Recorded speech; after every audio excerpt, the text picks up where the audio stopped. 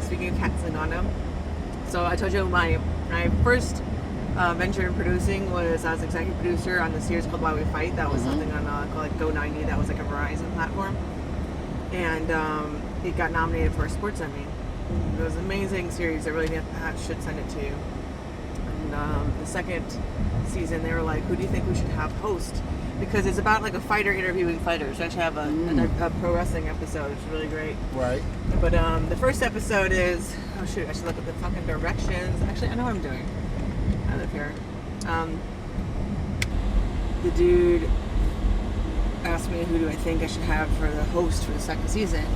And I said Cat Zingano. I think Cat Zingano should do it. And so she totally was all for it and like filmed most of it. And we just did like an interview back and forth of me and her. We got to interview each other, which was really cool because you're always talking to journalists that don't fucking understand. Right. And you speak different to another fighter that fucking gets it, especially another fighter that you yourself have fought and understands, you know, because you have a more intimate understanding of people in a way after that shit. So it's like, it was just really fucking cool, and I just love the concept of like fighter to fighter getting it out, you know, instead of like, you know, journalism is useful in many ways, but there's certain things that, you know,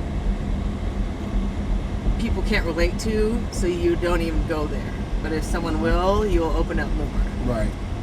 But what I like the most is because she made a mistake and did what she did in that fight, and when it was all over, and it was all over so quick, you got down on your knees and you consulted her and told her, if I'm not mistaken, correct me if I'm wrong, and you told her, you were like, you know, anytime you want a rematch, you can have it. And so, but I thought that was big. That moment right there, I was like, I'm a Ronda Rousey fan. And the crazy thing is, she didn't even make a mistake. Oh, it wasn't a mistake. What she did, because that's what she said. Right. She said she made the mistake. She made from what she had seen and the footage she had saw and what she could expect me to do. I didn't have an answer for that. Mm-hmm. In that fight, I made up all of that shit. Everything that happened in that fight, every movement had never happened in MMA before. Really? She came at me with a flying knee, right, like running out with me. I sidestepped the knee.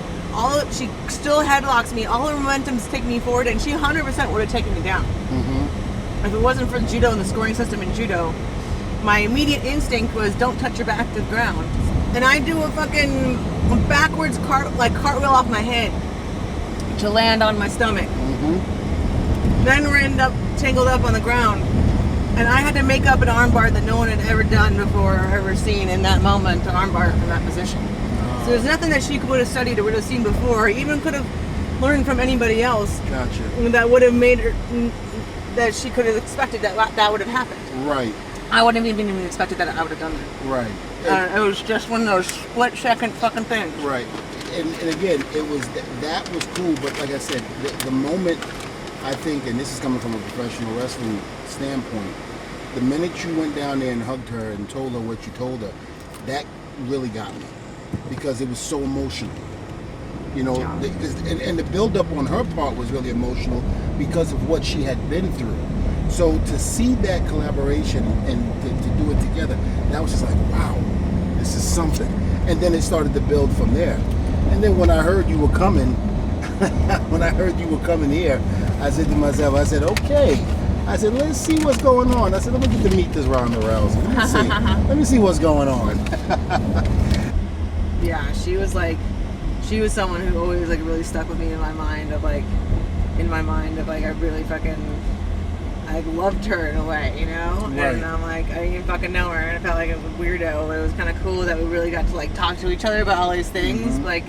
But actually like for the series and you connected on that level with working together. Totally, and it was something that like I didn't, because I was always taught to look at people as like they're fucking an obstacle, you know? Mm-hmm. Like that person is out to like ruin everything, like that you're working for that person hates you, that person is like will smile in your face and take away all of your hard work, you know? Mm-hmm. And so she was the first person that like humanized my competition.